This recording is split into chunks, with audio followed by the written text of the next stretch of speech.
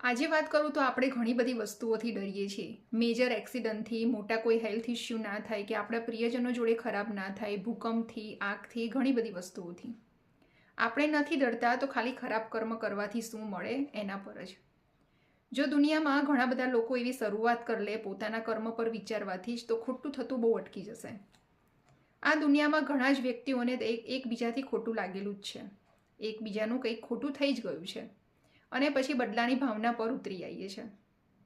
પણ actually reaction પણ આપવાથી કંઈ મળતું નથી.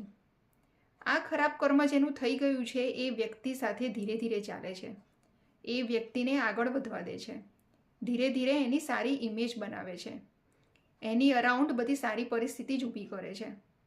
અને એ વ્યક્તિ જ્યારે એવા સપનામાં પહોંચે છે કે હવે મારી સાથે કોઈ ખરાબ કરવાનું જ નથી, ત્યારે આ ખરાબ કર્મનું ફળ મળે છે.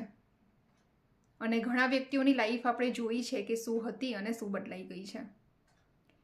તો આપણે બધાએ જે વિચારવું જોઈએ કે આપણું રિએક્શન એ થોડાક ટાઈમનું હોય છે અને આ રિએક્શન કદાચ સામેવાળા વ્યક્તિને આપણી ખબર પણ હોય છે. પણ ખરાબ કર્મનું ફળ અનએક્સપેક્ટેડ હોય છે. એ આપણે બધાએ જ ધ્યાન રાખવું જોઈએ.